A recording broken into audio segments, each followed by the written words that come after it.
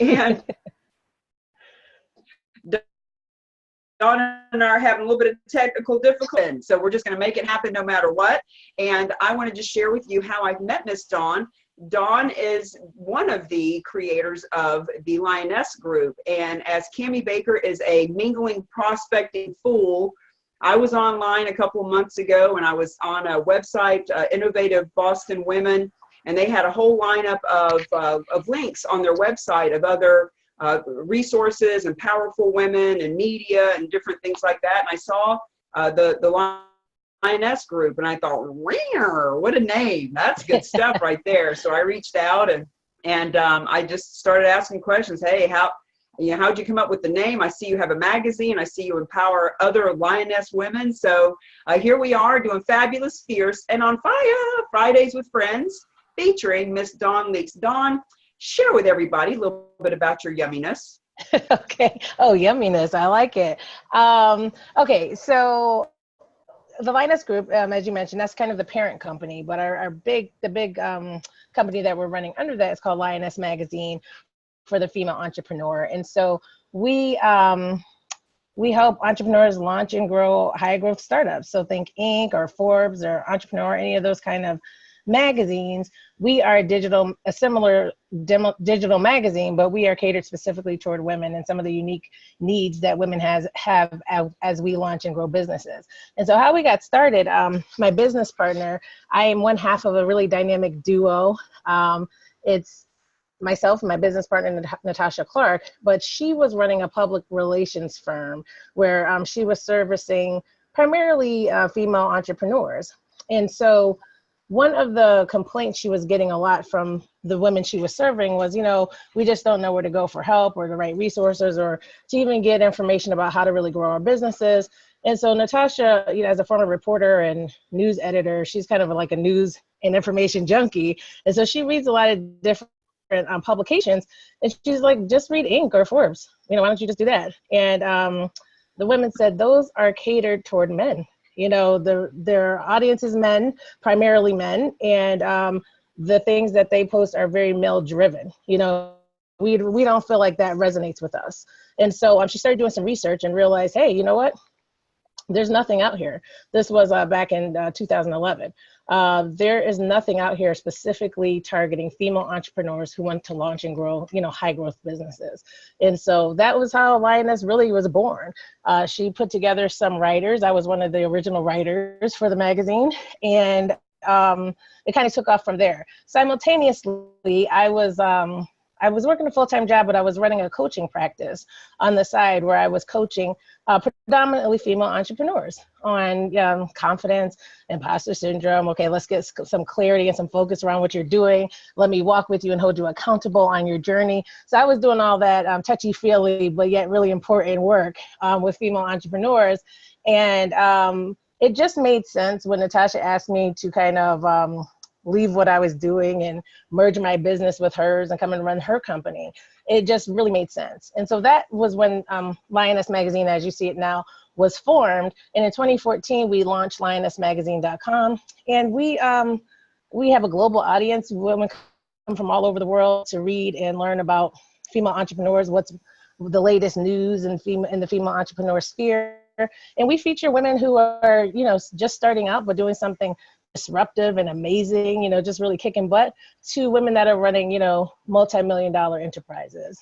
And so, I think that's a good how we got started. So you are international. Women watch and read and participate from all over the world. Yet we are lucky enough to have you right here in the New England marketplace, just an hour or so outside of Boston. So your people that you have in the magazine and reading, it could be anyone from brand new all the way up to multi-million-dollar companies and et cetera. Is there a certain demographic that you feel like really resonates with what you do? Well, it's interesting because we generally, speaking generally, we tend anywhere between 30 and 55. That's like the bulk of the people that read the magazine, women. But we kind of created this for one demographic. Okay. So our customer profile, we're big on doing your customer development, but we call her Michelle. And Michelle is like a solopreneur, and she is she's doing everything herself. She's full-time in her business, and she's the accountant, she's the salesperson, she's the admin, and she is losing her mind. And she wants just some really quick and actionable how-tos. How can, that she can read, get 3 quick points, go implement them, and make some change or some progress in her business. And so that's who we created the magazine for. As we really started to get more subscribers and more people on the site, we did a series of interviews, and we talked to about 100 women. And we learned that, oh my goodness, well, we created the magazine for Michelle, but there are all these other women that are on the website. And so the people on the website range from like someone like Michelle to another woman who we call Raquel, and she is just a powerhouse. She works full time, but she has this side hustle, and she is trying to figure out with everything in her, how can I make this side hustle my full-time thing? She has big dreams. We call them lioness-sized goals, and she is just trying to figure out how to make it happen. But she hasn't really found her tribe, because she's telling her big dreams to people, and they just don't get it. They don't get big dreams. They don't, they're scared by them. They can't really resonate. They can't really vibe with her on that. And so she's seeking community. And so she's on the site and on the Facebook page and everything. And then we have women who, like I said, are running these multi-million-dollar enterprises and maybe have been for a while. And they're coming to the site because they're like, I'm ready to give back. I'm at a stage where I've kind of figured some things out. I want to help somebody younger, go through the ranks. And then you have, which we were surprised to find, a corporate professional woman. She's never gonna open a business, but she just loves how she feels when she's on the site. She gets motivated, she gets tips that she can use in the work that she's doing, and she gets to connect with some really amazing kick-butt women. And so you have a range of women coming to the site. Let me just say, I am flat out impressed that you know exactly who your avatars are and that you've given them names. Because there have been so many avenues that I've gone down where they talk about, you really need to know who is your perfect avatar or client or person that you want to work with. If you don't know that term, I use avatar. I'm sure you've heard that as well. Mm-hmm. And I love that you talk about the imposter syndrome. It's so interesting when you put your vibe out there, like you said, and you find people that vibe with you and you've got that same lingo. You and I have never met, but here we are understanding this lingo. And the imposter syndrome is such a problem for entrepreneurs, especially visionary entrepreneurs, women, specifically that are heart-centered and have something that they, like a gift, like a mm-hmm. calling that we're being called forth to share in the world. It's different if you're you sell insurance or you sell cars. Right. Like there's something concrete about that. People understand that. But when it's something that you have to explain or that one of the things I say with my clients is, listen, if you're not buying it, they're not buying it. Right. And if you're not sold, you're never going to sell anybody else. And it's okay right. to be in sales. If you're not selling, you're not serving. And so I use that word interchangeable. All right, if sales bothers you, then how are you going to serve? Mm-hmm. If you don't understand what you're serving, nobody else is going to understand what you're serving. Speak to me a little bit. What does your magazine help women to understand how to get out of the imposter syndrome and step into their power and their greatness and owning their space? Yeah, it's so funny because I had the pleasure, I am on the, so basically for the business, I'm the CEO. I basically run the business. And then my partner, Natasha, is she's the publisher. And she gets to do all the interviewing and schedule the interviews with our writers and all that kind of stuff. But I had the pleasure, because she was a life coach, and that is by trade what I do, to interview Lisa Nichols. I don't know if you're familiar with her. Very.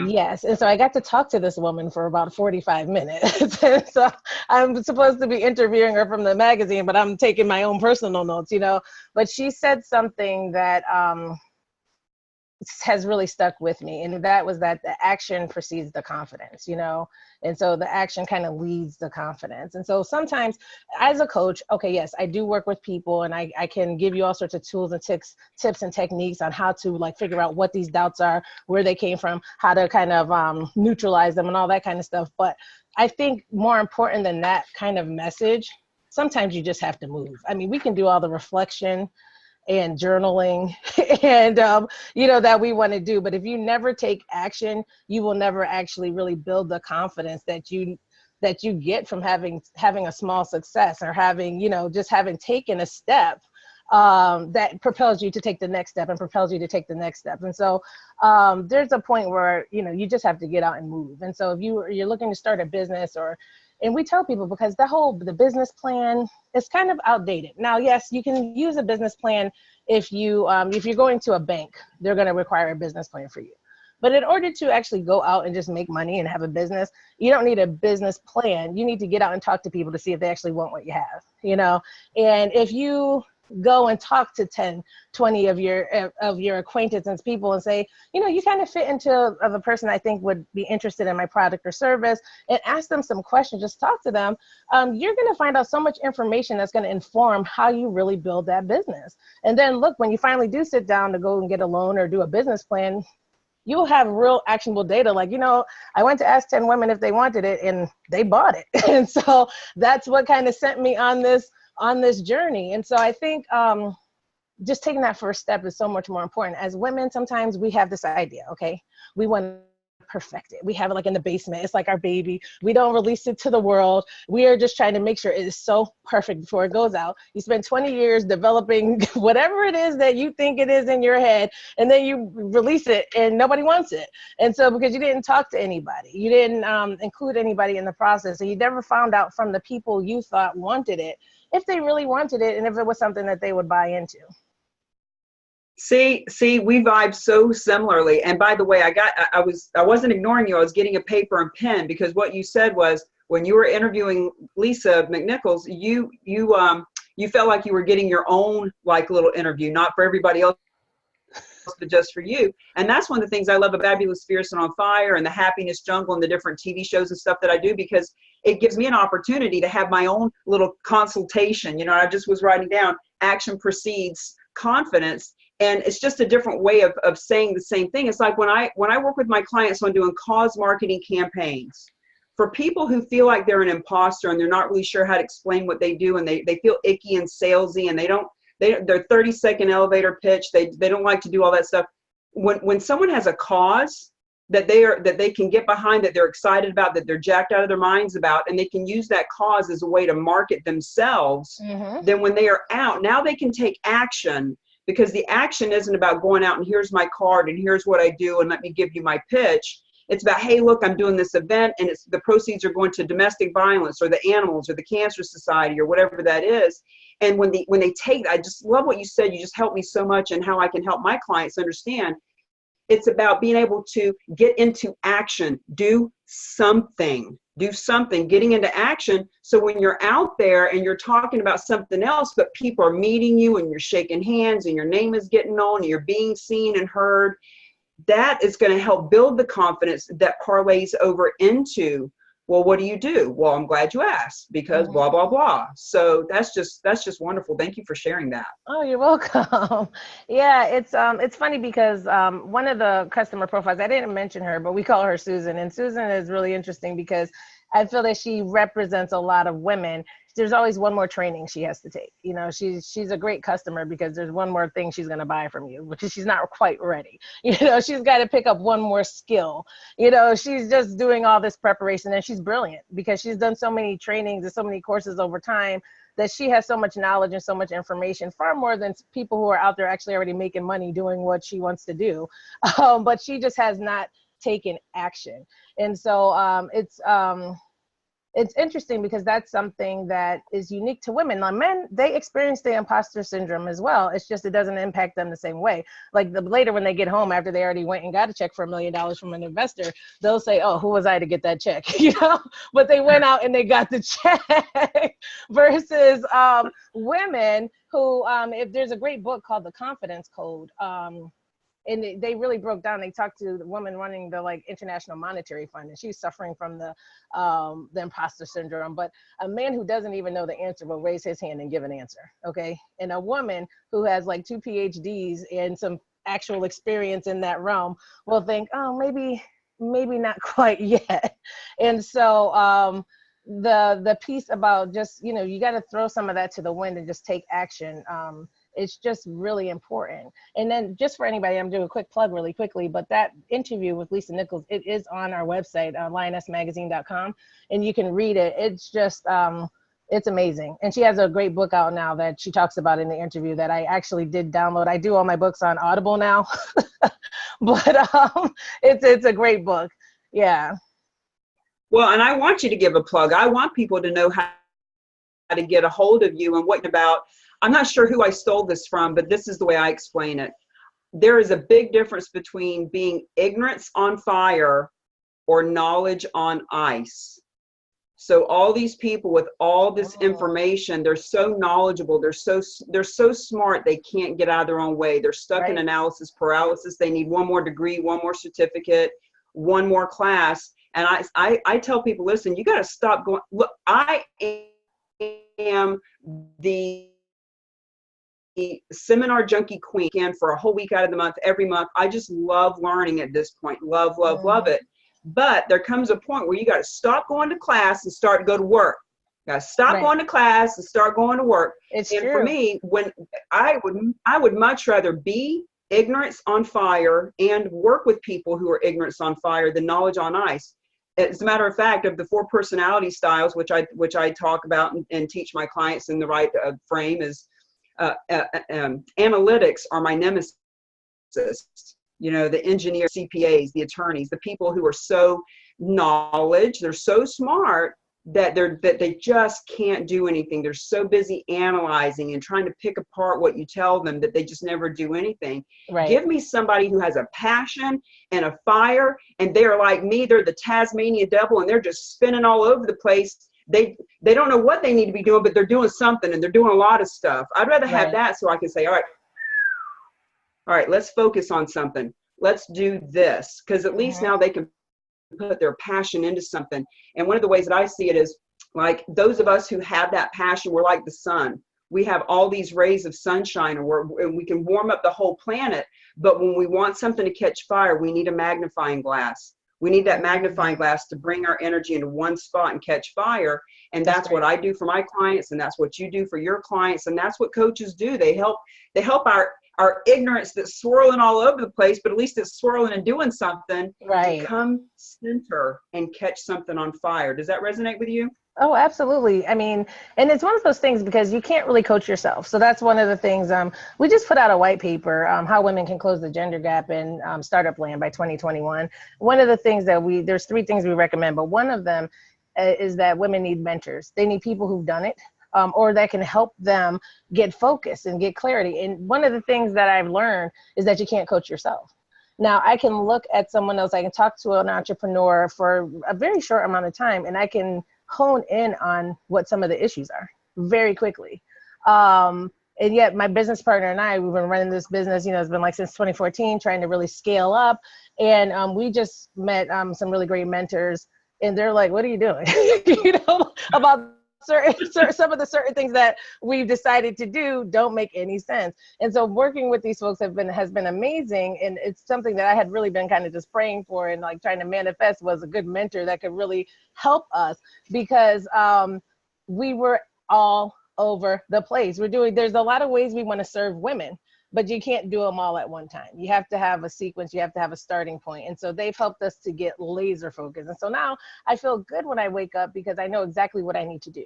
And there was a time, and we're a startup ourselves, so we keep it very real and honest with people. There was a time I would just wake up, and this time was about 3 months ago, and I'm just like, I don't even know what to do, because there's like 25 things I could do, and I don't know which one to do. And then I spent all day doing something like QuickBooks, which is my nemesis.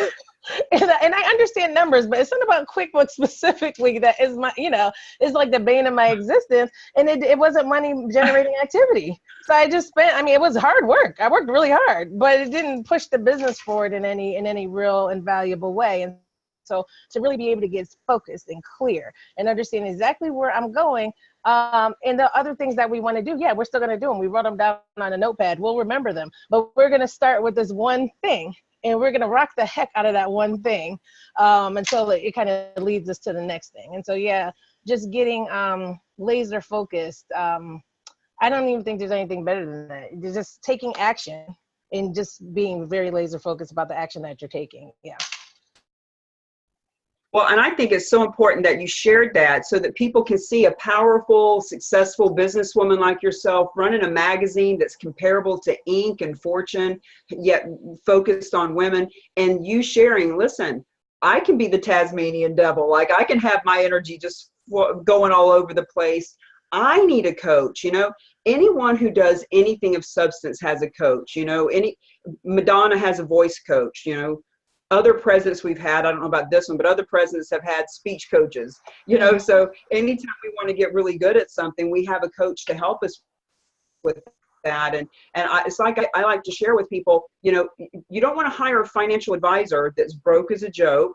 You don't want to hire a fitness trainer that's out of shape and eating McDonald's and having a cigarette on break, and you don't want to hire a coach that's not being coached. And that because once again, if you're not buying it, they're not buying it. If we don't believe in coaching, why in the world would somebody want us to coach them? Exactly. And in us living in exactly that which we coach people to do. So for example, I'm doing cause marketing. I'm out doing networking. Now, one of my things that I say is networking doesn't work because it's random activity. We're spraying cards, grabbing cards. Nobody's calling anybody. It's a waste of time. So I tell people, look, stop networking and start building your business. Now, you'll see me out at networking events, but I'm not doing the same thing. I'm not spraying cards everywhere, and I'm not grabbing a bunch of cards and putting people on my email list, and I'm not sharking through the room, chasing people down and begging for business archetypes that I talk about in my book. So, I love being in the moment, in the flow of doing exactly which I coach my clients to do. And I'm sure that it's the same thing for you as well. It is. It really is. There was something that you said earlier, because your whole thing is mingling and really getting out there and meeting people. I find that so some of the people you work with, I'm sure, are very dynamic women or people. I don't know if you coach men or women, but they get out and it's like all of a sudden, once you have something to sell or once you have something you're trying to build, that's kind of all you think about. And so where you might have gone to a networking event and you probably were the life of the party before, now because you have a product or a service or a nonprofit or a cause, you're like, like you're not sure if you want to talk to people because you're so focused on the cause. And something happened to, sometimes you can get so far down in the trenches working on your business, and it's stressful and it can be scary, and you lose some of the passion and the fire and the fun. And so last night we were actually at an event where we had our poster board up. I have it up here, back here. And there's like a nice little thing we do with folks when they come out. We ask, what kind of lioness are you? And we have signs. Maybe you're a badass lioness or a confident lioness or a bold lioness. And we were just connecting with women and having fun. And it just gave me so much life. And I remember, like, you have to focus on that thing that you're passionate about. And so when you're out, like, kind of like networking with people, just connecting on a human level, because you don't, as you said, you're spraying cards everywhere. You don't necessarily know what it's going to yield, but you're making connections because you know that these connections may help you develop your business in the future, or may help you to some purpose or to some end. And so I think that when you kind of forget about the money or the building, that kind of piece of it, and kind of focus in on the connection, whatever it is that you're passionate about. And then also you had said something that really resonated with me about serving. Things start happening. I decided I was offering a coaching product, and I thought back about some clients that had gone to like a mastermind group with me. And I thought, I think a few of them could benefit from this program. And so I just called to tell them about it. They purchased it, but they thanked me. They were just like, because I really needed this in my life. And so I felt, oh, geez, if I didn't offer that to them, it's not that I wouldn't have gotten the sale, but they wouldn't have gotten the help that they were looking for. They were actually looking for exactly what I had at that time.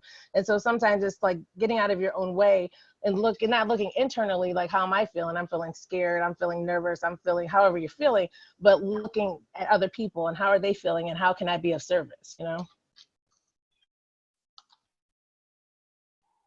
You've said much in all of that, and I just want to make a comment on a couple of things. Thank you for using the word connect and connections, because I have been saying lately, let's stop using the word networking altogether. Networking has negative connotations. It makes us think of being in a boardroom or in a conference room with the Chamber of Commerce or something. Let's just call it connecting. So let's create quality connections that convert. Quality connections that convert. What do they convert to? Well, it could convert to a resource. It could be a relationship. It could be revenue, right? But it could be something that's immediate revenue. It could be a relation like you and I are talking now. It may be that we don't actually exchange revenue between one another, but it may be that you're a resource for me that gets me on a stage in a year that pays me $25,000. Who knows? Right. Or it could be that it's just it's a beautiful friendship and relationship. And so when you focus on that connection, it is so important. And the other thing I want to mention is about the service. I have a friend, Tracy Thompson, and I highly recommend you getting in touch with her and any other people. She used to do a program called Conscious Conversations That Convert, which is a really fun way of simply saying sales. But moving from the old paradigm into a conscious conversation. And she talks about the 3 T's of a sale: the take, the transaction, and the transformation. And when somebody's on the take, you know, taking advantage of, the salesperson is getting money from the person, but they're really taking advantage. And the other person feels taken advantage of, the take. Then there's the transaction, which is where most people are now, where, you know, the salesperson is doing as least as they can for the most amount of money, and the consumer wants to get as much as they can for the least amount of money. And they come to a compromise because ultimately the consumer needs this thing and the salesperson has it and they sell it. So whether it's a car or real estate or coaching or a widget, it's a transaction. But what you're talking about, my friend, is that when you created this product and you knew that you were in service and you knew that it was transforming, that it was transformational, when you called those people and you just said, hey, listen, here's what I've got going on, just wanted to see, you know, if you're interested, if you want to be a part of this, etc. It wasn't that you were trying to do as least as you could for the most amount of money. And it wasn't that they were like, well, I really need that and I'd like to pay less and get more, but okay. It was, oh my God, I see the value of this. I see what you have. I need this. I'm more than happy to give you the value that you are asking for because it means and is so much more to me. So that's a huge distinction that I learned from Tracy and the 3 T's. It's just a beautiful way of, you know, and I have a client right now who is wondering, why are people not wanting to hire me? And I've explained this to her. If you're on the take or if you're in transaction, but you're a coach and a mentor and you don't have, you know, you're not selling this coffee mug for $5. You're wanting people to work with you because you have something that is totally unique, totally yours alone, and totally going to transform them. When you can't get into to transformation, you may get some people in the transaction, but it doesn't feel nearly as yummy good as the transformation. Does that make sense to you? Does that resonate with you? It does. It really does. And it's really interesting because I had never heard those 3 T's, so I never thought about it in that way. But yeah, that's really powerful. And one of the things that's interesting, especially when you start talking to coaches and mentors, because I'm like you, I have several coaching certifications and several degrees. I enjoy learning and I go to conferences and things all the time. And I meet a lot of people that call themselves coaches or mentors or trainers. And it's fascinating because sometimes in those conversations, they talk 100% of the time.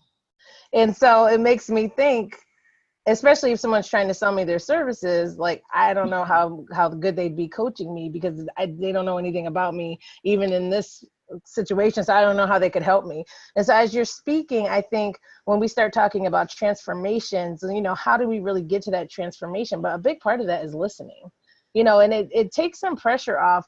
I used to sell advertising years in another life, years ago, and I did do a lot of talking. I mean, I did listen to what I had been trained in a very specific approach, and I did listen, but then I also was doing a lot of selling, a lot of talking. And when I met Natasha, it was one of the things, and I also come from a place where I don't want to look like I don't know. I want to have the answers. But she was quick to say, oh, I don't know. You know, and, you know, whatever she didn't know, I don't know, and ask a question. And I'm like, how is she doing that? But, you as her with the background in journalism, she, she had one of the most liberating positions because she was paid not to know. She was paid to go out and interview other people and find out the answers and find things out. And so it was an approach that I said, you know what, that there's something to that. And just, so even if I'm networking, I just ask a lot of questions. Because I'm connecting with that person and I'm hearing, what's important to them. I'm hearing what some of their pain points are. I'm hearing how maybe I have a resource for them. I'm hearing how I could be of service.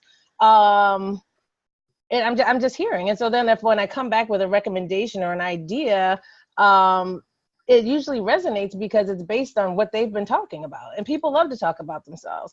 And so I think once we start thinking about building our business, especially like myself, you're full-time in your business, you need to eat, and sometimes that rumbling in your belly, you need money to support your life. It kind of outweighs, the patience and just the time to really sit and get to know people. And so I think when we can kind of come back and get centered and say, hey, it's going to happen a lot better. And there's an energy shift there. When I was selling advertising, when I was like not going to make my quota for the month or my sales goals or whatever, my energy was horrible. It was horrible energy. It's like frantic kind of buy this now kind of crazy salesperson energy, and you don't sell that way. But when you're relaxed and you're like, you know what, especially for someone, if you're a people person, you enjoy people, as you're saying, don't think so much about the sale, think about the connection and think about the transformation. And you can't get to that transformation if you just don't listen. Ask a lot of questions and really listen to what it is that company wants or what it is that individual is looking for. Well, and as a coach, we notice, like you said, you cannot coach yourself. You can't coach yourself. You just can't do it. And so for an outside person looking in, this one client, when this person says, well, how come I can't get paid? That's not verbiage of transformation. That's verbiage of, dare I say, the take. Right. And so, when we can step into how can I serve? How can I serve at a high level? I've got several clients I've just taken on for the cause marketing campaigns, and there's a whole bunch of people, a couple of dozen people that have seen me speak lately that are interested, but they're not quite ready and haven't quite had that kind of conversation with me yet. And I'm getting ready to put together a cause marketing campaign boot camp, which will be 4 hours of really just explaining exactly how the whole thing goes. Now, and once some people will, it's kind of like, I think about it as like going to the gym. If you have a physical trainer, take you through the gym and show you how all the equipment works, show you all of it, how it all works, there is a small percentage of people, but there is a percentage of people who can take all that in. I got it. And the physical trainer can go and they can put themselves together a workout routine and take it and run with it and be Arnold Schwarzenegger. Like, they can take it on. But that's a very small percentage. There's a much higher percentage of people who said, well, you know what, if I me through this, that would be very helpful. And so some of those people, if even there was a group of 5 or 6 people that got together and went to the gym and they were all working out together, that would be a better scenario. And then there's some people who say, you know what, I want to compete. I want to be a rock star. I want to spend every half hour that I'm at the gym times 10. Then they hire a personal trainer to be with them to show them, listen, you're pulling that weight, but if you angle it just a little bit differently, if you pull it this way, if you focus on the muscle, etc., now they're taking it to another level. So when I'm putting together this, I'm doing it because there's so many people that want to learn about it, and I want to serve, and I love teaching, and I love getting up in front of the room and saying, this is how it works, and can you see how when you look at it this way, and there's different strategy, and I'm just excited to get up and teach it. And at the end of the day, if some of them want to join a group so that they can implement it, that's awesome. If some of them want me to help them personally, strategically, how do you pull that weight down? How do you focus on the muscle? How do you get the most out of it, in 3 months instead of 3 years? Well, then I'll work with them too. But ultimately, I love to serve. I love teaching. I love having people in the audience go, oh, like they never thought of that. And they start making notes, it's like, oh, okay, somebody just got something. That's yummy. I love that. And it sounds like you do too. I really do. I do. And so it's interesting because, obviously I'm trying to run a company, so I can't coach as much, and that's not that's not scalable. You know, one of the things we're trying to do, a lot of women, especially when they start businesses, a lot of women don't even call themselves entrepreneurs. That's like even a journey in itself, just to get them to say, you know what, I'm an entrepreneur. You know, it's just this thing that they do. There's this thing that they do. And I'm like, well, do you get paid for it? So people pay you to do this thing that you do. You have your own business. Hobby or a business? Right. And so many of these women, you know, some are in brick and mortar buildings that are like, you know, no, I don't consider myself that way. And so what we're doing, I just kind of lost my train of thought, but what we're doing in the magazine is, you know, trying to give women the tools that they need in order to get where they're trying to go. And so we have it broken down into, I mean, obviously, like I talked about, we cover stories because people love to read successful profiles of women who have done what they're trying to do. And we have a lot of how-tos that kind of help you to take some actionable steps toward those things that you're trying to do. And we have people like yourselves that are, you know, we believe in working on the whole entrepreneur. And so what happens a lot of times, and you'll have to excuse me because I kind of forgot what specifically you asked me, but now I've come onto this anecdote. So, but doesn't matter, girl, it's all good. Okay. And so a lot of times, like I love watching Shark Tank, and there's a show I love, you know, even more than that, which is called The Profit on MSNBC. And he kind of goes in to failing businesses, and he takes like usually a high percentage of the business, and then he kind of transforms the business. And those people generally, and this is the drama, so I like this part, you know, they fight him tooth and nail because they think that the reason things aren't happening for them is because it's the customer's fault, or, you know, it's everybody else's fault.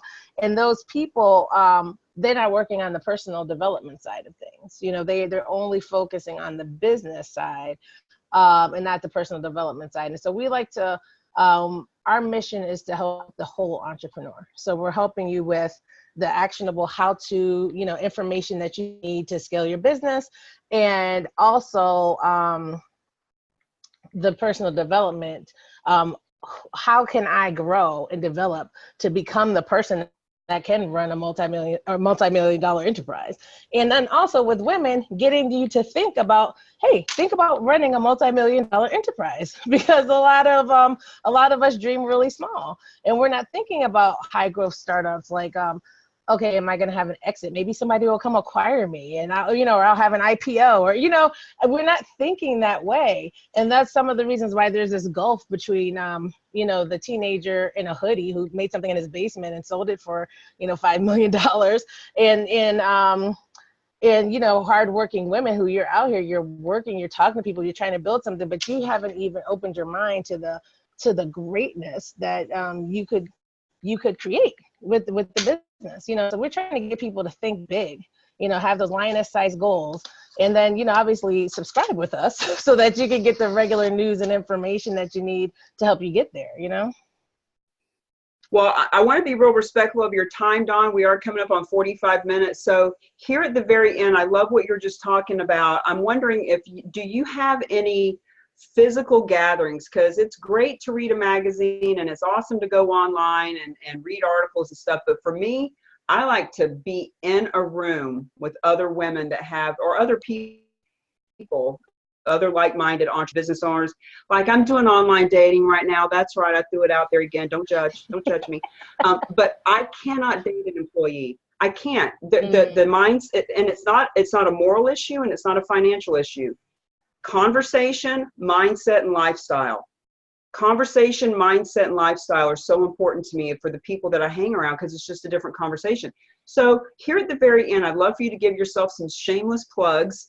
Talk about any physical gatherings that you have, because I would like to come. Talk about any programs that you have coming up, how they can join your magazine, how they can go on your website addresses, the whole deal. Just give it all. All right. Okay. So really something quick that you can do right now as you're watching this is, and I don't know, you can zoom in on this back here, but if you text the word lioness to 444-999, you can instantly sign up for our weekly newsletter. And so that's one way that you can keep in contact with us. If you visit lionessmagazine.com, we have a subscription. It's only $4.99 a month, and it gives you access to the magazine, as well as we do like a little podcast. We have some of the people that we interview, we do a little more in-depth deep dives with those folks. And so you have access to all those audios and everything. And the features are there on the website, and you can check that out. And there are some things that you obviously can read for free on the website as well. So just come and visit. In terms of, and also the white paper I was talking about in terms of how to close the gap, how female entrepreneurs can close the gap in startup land by 2021, that's accessible right on our homepage. And so we offer group subscriptions if you work at a university, or you're somewhere where you're like, you know what, there's about 20 of us that would want access to the magazine. And so we offer that as well. Now, it's interesting that you bring up live events, because that is one of the things that we have scaled back on in order to get really laser focused on really just pumping the magazine and creating more awareness of the magazine. And so we, please sign up for the newsletter and keep in touch with us, because we will be doing events in the future, but this year we're not doing any events. And in the past we have.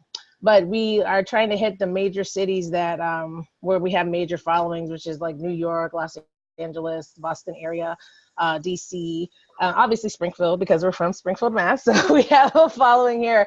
But so we'll be getting around the country with, with different opportunities. But for right now, the best way to stay in contact and the best way to engage with us is through the website and the magazine, lionessmagazine.com.